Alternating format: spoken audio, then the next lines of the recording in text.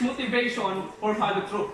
If you examine the successful people, the one main difference is their ability to motivate themselves. No, they are not necessarily more intelligent, more to have better ideas or to have better luck, but they are just able to pursue goals to its conclusion. So now I will discuss you that there are these types of motivation. There are meaning and types of motivation, extrinsic and extrinsic. These both types of motivation has has advantages and disadvantages. And now let's talk about disadvantages. So this extrinsic motivation, there are some disadvantages. For example, of this is fear and overprotective parents in the family. So if the parents is too overprotective, then the child would receive the message, the world is dangerous and you shouldn't take risks, right? So if that child will grow like that, it becomes too fearful, right? Then he or she learns to ignore the internal motivators of curiosity, of self-satisfaction or self-confidence in their self, and later in life, they may continue to need external motivators or motivations through their spouse, their boss, their coach, due to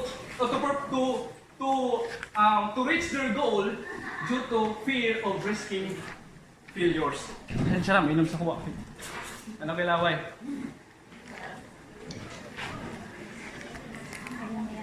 And now let's talk for intrinsic motivation and disadvantages of intrinsic motivation.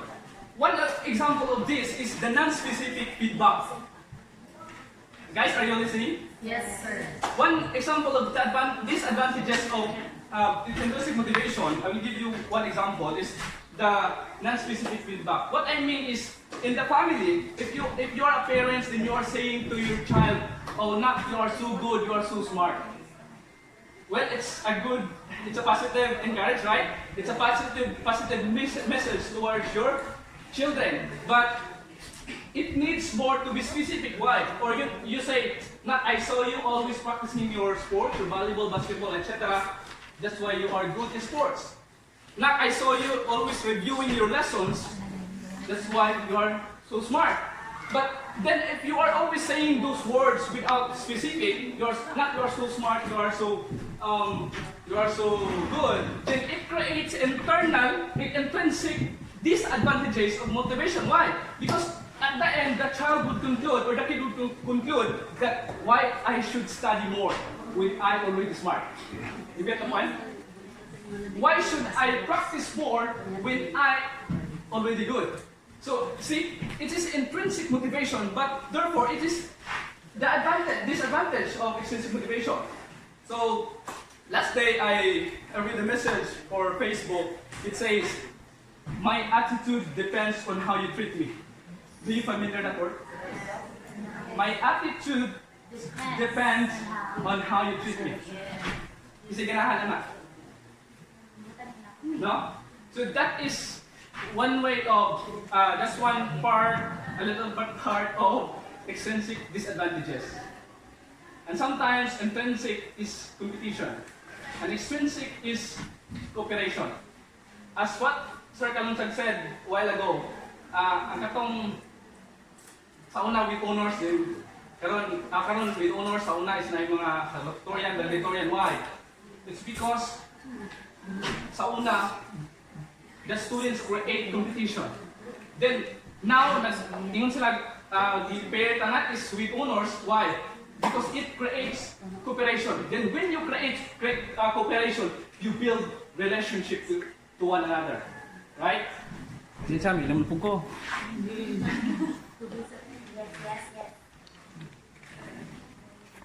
As what I say, intrinsic creates, and that competition and cooperation has disadvantages and advantages.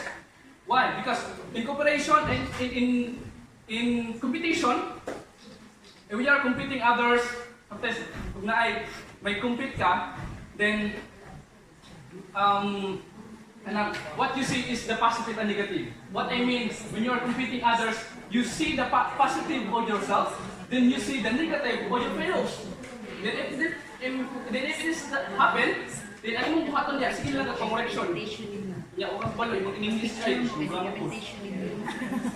diba? So, that is the difference. Then, I am not here to discourage you. No? That is the disadvantage of types of motivation. So, I'm not here to discourage you to get motivated. No? But now, let's talk the advantages of types of motivation.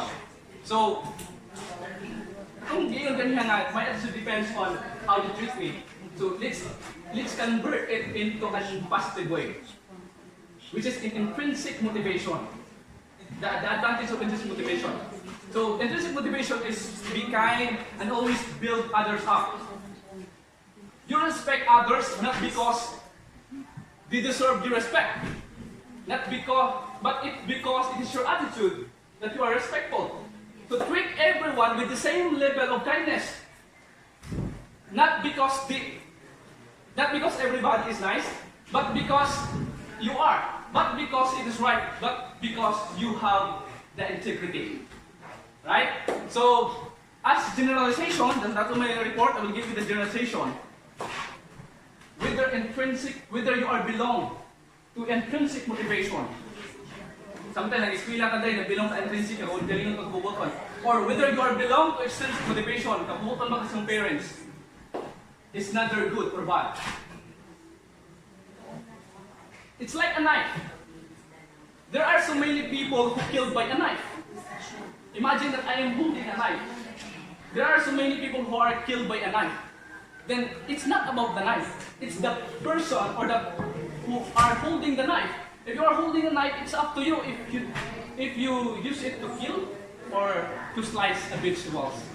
Right? So, in intrinsic motivation, in these types of motivation, what I'm discussing you is there are advantages and disadvantages of these two.